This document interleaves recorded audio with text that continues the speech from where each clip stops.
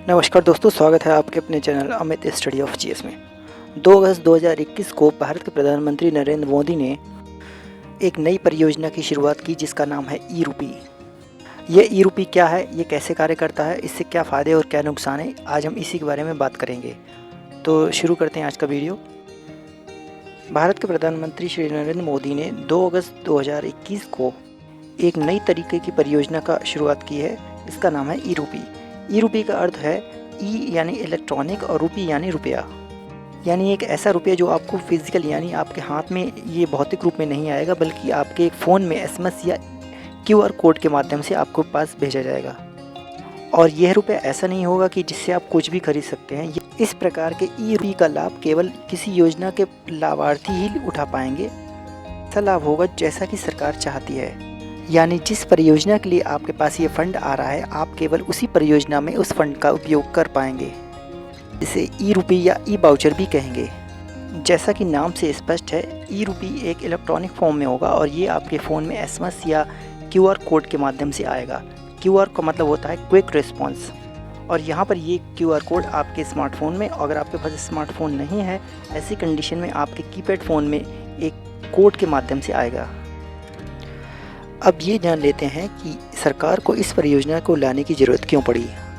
जैसा कि आप जानते हैं कि भारत एक करीब 140 करोड़ लोगों का देश है और सरकार हर साल कई सरकारी योजनाओं का लाभ देने के लिए अरबों रुपए का खर्चा करती है।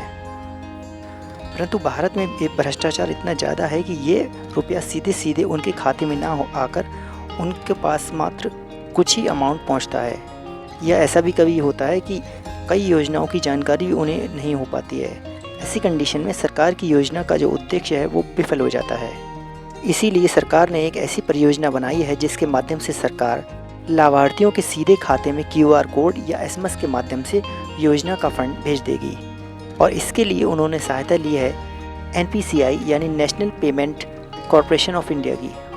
यह एक ऐसी सरकारी संस्था है जो सारी एनालिसिस करने के बाद लाभार्थियों का चयन के उपरांत उनके खाते में सीधे सीधे क्यूआर कोड या एसएमएस भेजा करेगी। और इस प्रकार के क्यूआर कोड या एसएमएस की 3 कॉपियाँ होंगी, जिसमें पहली कॉपी एनपीसीआई अपने पास रख दूसरी लाभार्थी को मिलेगी और तीसरी कॉपी सेवा प्रदाता के पास भेज दी जाएगी। सेवा प्रदाता का अर्थ वह होगा जो एक तरीके की सेवा जनता को देगा। यह सेवा 2 तरीके की हो सकती है, या तो वो सर्विस सेक्टर का हो सकता है या कोई गुड सेक्टर का हो सकता है। सर्विस सेक्टर का मतलब हुआ कि जैसे अगर सरकार ने आपको लाभ दिया कि आपको किसी परियोजना के तहत सरकार आपको 30,000 तक का इलाज करेगी, तो ऐसी कंडीशन में सरकार आपको 30,000 तक का इलाज फ्री करेगी। यहाँ आपको सरकार कोई उत्पाद नहीं देगी। दूसरी ओर अगर ये परियोजना ऐसी है जिसमें आपको कोई उत्पाद या प्रोडक्ट मिलना है, ऐसी कंडीशन में जिसमें ये जो दुकानदार होंगे यही आपके लिए सेवा प्रदाता बोले जाएंगे। जैसे मान लीजिए सरकार आपको 10,000 रुपये तक की खाद फ्री देगी। ऐसी कंडीशन में आपको खाद लेने के लिए खाद की दुकान पे जाना पड़ेगा, तो यहाँ पर खाद की दुकान ही आपको सेवा प्रदाता बोली जाएगी। और उसके पास अपना आप क्यूआर कोड जब रिडीम कराएंगे तो आपको परियोजना का फ़ायदा मिल जाएगा। अब देखते हैं ये परियोजना कार्य कैसे करेगी। इसके लिए सरकार सबसे पहले आपके फ़ोन में, चाहे आपका फ़ोन स्मार्टफोन हो या आपका कीपैड फ़ोन हो, आपके फ़ोन में एक क्यूआर कोड या एसएमएस आपके रजिस्टर्ड मोबाइल फ़ोन नंबर पर भेजेगी। यह कोड ऐसा होगा कि सरकार ने जिस परियोजना के लाभ के लिए आपके पास ये कोड भेजा है, आप केवल उसी में जाकर इस कोड का लाभ उठा सकते हैं। इसके अलावा कहीं आप दूसरी जगह इस परियोजना का लाभ नहीं ले पाएंगे, क्योंकि यहाँ पर ये जो पैसा आएगा वो पैसा आपके पास कैश रूप में नहीं आएगा, बल्कि एक कोड या क्यूआर कोड के माध्यम से आएगा, जिसे ई वाउचर बोला जाएगा। ये ई वाउचर ठीक वैसा ही होगा जैसा, अगर आपको याद होगा कि कुछ साल पहले अलग अलग फ़ोन की कंपनियां अपने रिचार्ज के लिए रिचार्ज कूपन जारी किया करती थी। इस कूपन को जब आप स्क्रैच करके अपने फ़ोन में डालते थे तो आपका फ़ोन रिचार्ज हो जाता था। तब आपने ये भी गौर किया होगा कि ये फ़ोन केवल, जैसे अगर आपने एयरटेल का कूपन लिया है तो आप उसको रिलायंस का रिचार्ज नहीं कर पाएंगे, और जैसे अगर आपने 100 रुपये का रिचार्ज लिया है तो आपने 100 रुपये से संबंधित लाभ ही उठा पाएंगे, उससे ये नहीं कि आपने उसमें अन्य योजनाओं का फ़ायदा नहीं ले पाएंगे। तो कहने का अर्थ ये हुआ कि जिस कंपनी द्वारा और जिस परियोजना में आपको लाभ मिलना है केवल वही मिल पाएगा उस कूपन को कहीं और आप कैश नहीं करा सकते हैं। ठीक ऐसा ही कूपन सरकार जारी करेगी जिसको हम ई वाउचर बोलेंगे। लेकिन फ़र्क इतना होगा कि ये ई वाउचर किसी कागज़ या किसी फिज़िकल फॉर्म में नहीं होगा, बल्कि आपके फ़ोन में QR कोड या SMS के माध्यम से आपके फ़ोन में पहुंच जाएगा। अब मान लेते हैं सरकार ने आपको किसी परियोजना के तहत 2000 रुपये का कूपन दिया है, जिसे ई वाउचर भी कह सकते हैं। और इस परियोजना के तहत सरकार का उद्देश्य यह है कि सरकार आपको 1 महीने का राशन देगी। तो जब आप ये SMS या QR कोड लेकर किसी अन्य दुकान पे जाएंगे तो वहाँ पर आप राशन नहीं ले पाएंगे और वहाँ आपको इनवैलिड दिखा दिया जाएगा। वहीं अगर आप सरकार द्वारा चिन्हित की गई दुकानों पर जाएंगे तो वहाँ आप राशन का लाभ ले पाएंगे। ऐसा करने का फ़ायदा ये होगा कि अगर मान लीजिए अगर आपके पास सरकार ने 2000 रुपये कैश दे दिए होते तो सरकार की जो योजना है उसका उद्देश्य विफल हो जाता है, क्योंकि सरकार चाहती थी कि आपको अनाज मिले, ना कि आप 2000 रुपये की कहीं और किसी प्रकार की अय्याशी या फिर अन्य कोई उत्पाद खरीदने में लगाएं। इसलिए सरकार ने एक ऐसी योजना बनाई जिसके लिए आप बाउंड हो जाएंगे कि आप लेंगे तो वही चीज़ लेंगे, अन्यथा आपको दूसरी चीज़ नहीं मिल पाएगी। और इसकी एक लिमिट भी रखी जाएगी कि कितनी डेट तक आप इसको रिडीम करा पाएंगे। अगर मान लीजिए आपने इसको रिडीम नहीं करा पाया, यानी अगर आपने इसको भुगतान इस परियोजना का लाभ नहीं ले पाया, तो ये अपने आप स्वतः ही सरकार के पास वापस आपका फ़ंड पहुंच जाएगा। और मान लीजिए गलती से किसी ने आपका कोड ले भी लिया तो वो उस कोड का कोई फ़ायदा नहीं उठा पाएगा। ऐसी कंडीशन में उसके पास ना तो वो फ़ोन होगा, इसके लिए ये भी ज़रूरी है कि वह पर्टिकुलर नंबर पे जिस नंबर पे SMS या QR कोड भेजा जाएगा वो उसी से एक्सेप्ट करेगा, किसी और फ़ोन से एक्सेप्ट नहीं करेगा। तो इसलिए अगर आपका SMS या QR कोड किसी अन्य ने ले भी लिया है तो वह उसका फ़ायदा नहीं उठा पाएगा। और इस प्रकार की योजना के मुख्य लाभों में ये भी शामिल हैं कि इसके लिए आपको ना तो डेबिट कार्ड चाहिए, ना कोई OTP आएगा, ना इंटरनेट बैंकिंग चाहिए, ना कोई स्मार्टफोन चाहिए।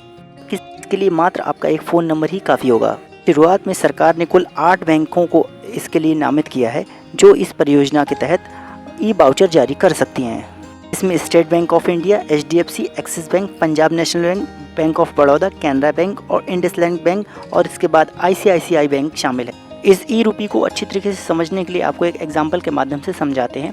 मान लीजिए सरकार ने आपको 30,000 का ई वाउचर दिया है, जिसके तहत सरकार आपको ग्रेजुएशन की शिक्षा के तहत किताबों के लिए स्कॉलरशिप देना चाहती है। अगर ये फ़ंड आपके खाते में सीधे 30,000 रुपये डाल देती तो हो सकता है कि आप उन 30,000 रुपये से अपना कोई बिज़नेस शुरू करते, या हो सकता किसी ऐयाशी में उड़ा देते या किसी कार्य में उड़ा देते। यहाँ पर सरकार द्वारा दी जाने वाली स्कॉलरशिप का जो मुख्य उद्देश्य है वह है आपकी पढ़ाई है, वह उद्देश्य पूरा नहीं हो पाता। ऐसी कंडीशन में सरकार क्या करेगी, सरकार आपको 30,000 के वाउचर जारी करेगी और ये ई वाउचर आप केवल ज़रूरी किताबी या एकेडमिक उपयोगिता को पूरी करने के लिए आप उसको रिडीम करा सकते हैं। तो इसके लिए आप पहले किताबों की दुकान पे जाएंगे तो वहाँ पे आप 10,000 की किताबें खरीद लेंगे और साथ में ये भी निश्चित होगा कि ये किताबें आपकी सिर्फ सिलेबस से संबंधित ही होंगी और किसी किताबों पे ये आपका ई वाउचर काम नहीं करेगा। इसके अलावा अगर मान लीजिए 10,000 आपके हॉस्टल का खर्चा है तो आपके हॉस्टल में ही आप इसको रिडीम करा पाएंगे। अगर आपने वो 10,000 रुपये लेकर कहीं किसी होटल या किराए के मकान में गए तो वहाँ इसको रिडीम नहीं करा पाएंगे। और मान लीजिए बचे हुए 10,000 रुपये और ज़रूरतों की पूरा करने के लिए मिले हैं तो आप केवल और केवल उसी एकेडमिक ज़रूरतों को पूरा करने के लिए ही उस स्कॉलरशिप या कहें ई वाउचर का फ़ायदा ले पाएंगे। अब इस तरीके की परियोजना का फ़ायदा ये होगा कि सरकार का जो मुख्य उद्देश्य है, छात्रवृत्ति देने का जो मुख्य उद्देश्य है, वह पूरा हो जाएगा। नहीं तो होता क्या है कि जो स्कॉलरशिप मिलती है उससे लोग अपनी अन्य तरीके की ज़रूरतें पूरी करते हैं और उसका शिक्षा में लाभ नहीं मिल पाता है। इस तरीके की परियोजनाएं विदेशों में काफ़ी पहले से चल रही हैं। जैसे मान लीजिए किसी कंपनी का एम्प्लॉय है, वह चाहती है कि उसका एम्प्लॉय फ़्लाइट से जाकर वहाँ एक होटल में रुके, तो जिसके लिए वह आपको 20,000 का ई वाउचर देगी। लेकिन पहले क्या होता था कि अगर वो फ़्लाइट से ना जाकर ट्रेन से चला जाएगा और एक अपने किसी रिश्तेदार के घर में रुक जाएगा और जिससे वो मिलने वाला लाभ जो पूरा 20,000 रुपये था वो अपनी जेब में रख लेता था। लेकिन अब ऐसा नहीं होगा।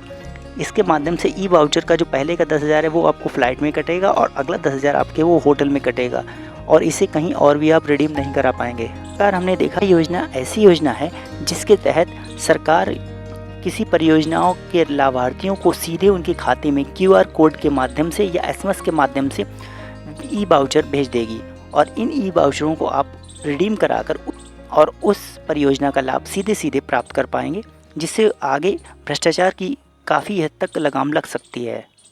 और इसके साथ ही सरकार भविष्य में हो सकता है कि रुपए की छपाई के स्थान पर ई वाउचर जारी करना शुरू कर दे, क्योंकि रुपए की छपाई में जो होने वाला खर्च है उसकी भरपाई की जा सकती है।